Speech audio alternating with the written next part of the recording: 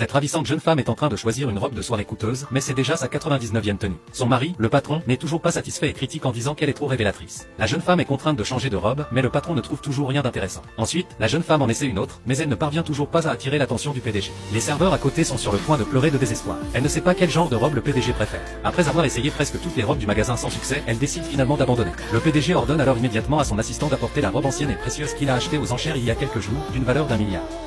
快，试穿这件。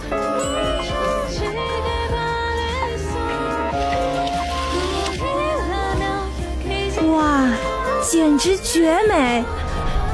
Au moment où la jeune femme enfile cette magnifique robe ancienne, tous les présents sont émerveillés, même le PDG affiche un sourire satisfait. Il s'avère qu'il y a quelques jours à peine, le PDG s'était déguisé en ouvrier et avait visité le chantier pour la première fois. Mais dès son arrivée sur les lieux, une jeune femme lui avait subitement demandé en mariage. Avant même que le PDG ne puisse reprendre ses esprits, la jeune femme l'avait entraîné de force devant son petit ami. La raison en était qu'elle avait fait un pari avec son petit ami qu'elle épouserait le premier homme qui entrerait. Son petit ami lui rendrait alors l'argent qu'il lui avait escroqué pour acheter un appartement. Car son petit ami ne croyait pas qu'elle serait si impulsive. Mais lorsque la jeune femme avait amené le PDG, son petit ami avait changé d'avis. Non seulement il refusait de tenir sa promesse, mais il ridiculisait aussi la jeune femme en prétendant qu'elle avait trouvé un pauvre ouvrier et en se vantant que sa mère était une cadre supérieure du groupe Luchy avec un salaire annuel de 1000. Sans se douter que l'ouvrier ridiculisé n'était autre que le PDG du groupe Luchy.